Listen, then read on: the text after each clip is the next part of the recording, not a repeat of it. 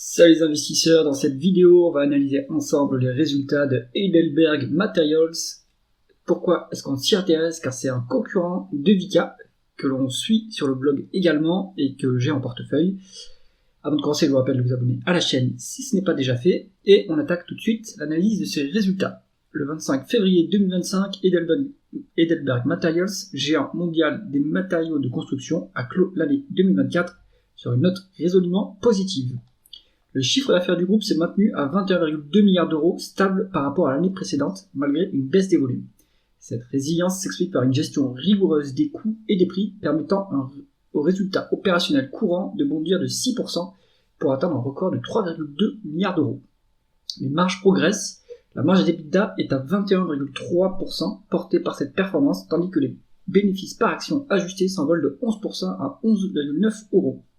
Côté rentabilité, le retour sur capitaux investis reste solide à environ 10%, donc c'est à peu près équivalent au ROIC de Vicat, légèrement supérieur.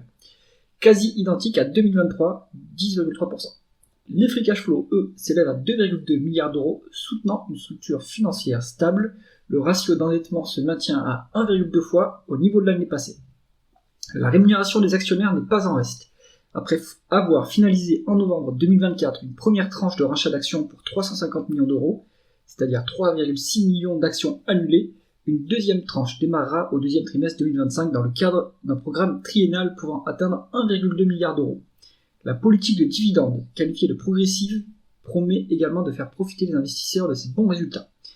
Pour 2025, Heidelberg Materials voit l'avenir en rose. Le groupe anticipe un résultat opérationnel courant compris entre 3,25 et 3,55 milliards d'euros avec un ROIC toujours autour de 10%. Malgré un secteur de la construction volatile, la stabilisation des marchés clés et une focalisation sur les prix et les coûts devraient soutenir cette croissance.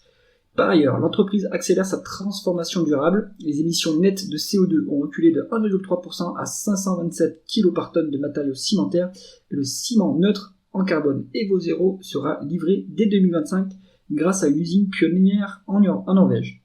Avec des acquisitions stratégiques en Amérique du Nord et en Asie-Pacifique, ainsi qu'une initiative Transformation Accelerator visant 500 millions d'euros de gains annuels d'ici 2026, Heidelberg Materials se positionne comme un leader affirmé pour l'avenir.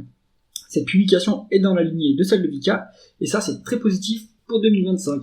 En effet, on voit qu'on a des marges en hausse, même si on a des volumes stables, on arrive à faire bondir l'EBITDA, ce qui est aussi le cas pour Vicat, on arrive à avoir un bon rendement des capitaux investis, autour de 10%, excellent retour à l'actionnaire, la valorisation reste douce, donc le ciment, alors il faut quand même choisir bien les acteurs, mais si vous prenez du Holcim, vous prenez du Heidelberg, vous prenez du Vicat, vous prenez même du Titan Cement International, vous avez des acteurs solides qui génèrent beaucoup de free cash flow.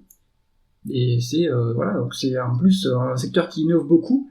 Donc ils ont des permis, ils doivent acheter des droits à polluer pour pouvoir continuer leur activité, mais en se décarbonant, ils vont pouvoir réduire leur consommation de crédits de droits à polluer. Donc c'est une industrie qui est finalement toujours très très résiliente et lucrative. J'espère que cette analyse vous aura plu. Si c'est le cas, mettez un pouce vers le haut et pensez à vous abonner à la chaîne. À bientôt.